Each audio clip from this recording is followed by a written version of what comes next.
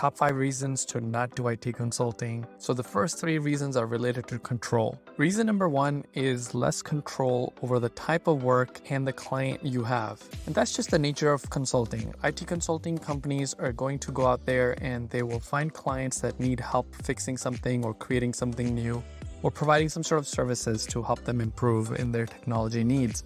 So naturally, they will hire consultants to do the work for them. In an ideal world, consulting companies would look at the consultant's skills and their preferences and then align them to the best fit, best project that suits them. But unfortunately, that's not always the case. So a lot of times they will place whatever consultant is available.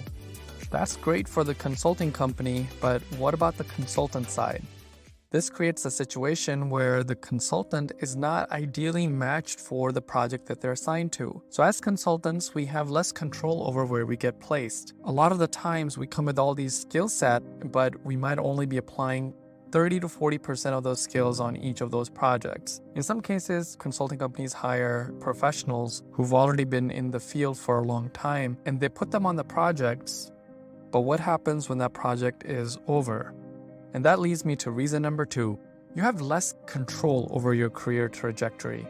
After enough of these projects, you may find yourself with outdated skill set or doing work you do not even enjoy anymore.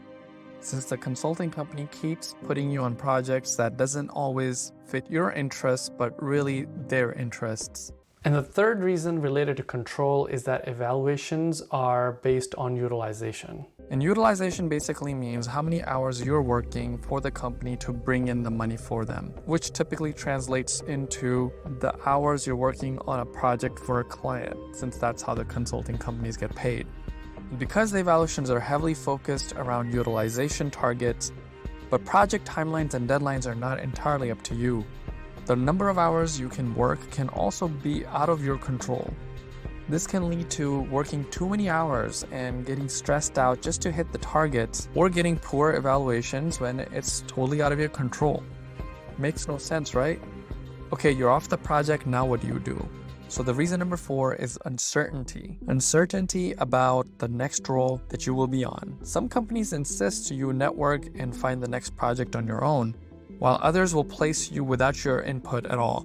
And sometimes a little bit of both. And when you're not on a project, we call it the bench time, or sometimes pronounced beach time. Just kidding, don't call it the beach time to your manager when you're rolling off the project. Basically, bench time is when you're in between projects and you finally get a chance to breathe, which can be really nice in some situations, but there's still uncertainty about where you will go next, or how long you will be on the bench for. So if uncertainty and lack of control over your career isn't your ideal situation, then consulting might not be the best fit for you. And the last reason is that you have to do a lot more work outside of your project. So it's kind of like having 2 jobs. You're working a lot on the project that you're on, working with your team for your clients, but then after that, you're also having to do internal work for the company to get noticed, to get better evaluations, and higher preference with the upper management, which kind of makes sense. The more work you put in to the company, the more you get noticed and the better promotions you will get, and you should be rewarded for your more work that you do. But just know in consulting, a lot of times you do have to put in extra effort outside of your project work to get noticed and get good evaluations. So consulting is definitely not the place for the people who have the attitude of, just want to do my job and go home. Now, all these reasons sound horrible, but I've been doing IT consulting for 12 years, and for the most part, I've had a pretty positive experience.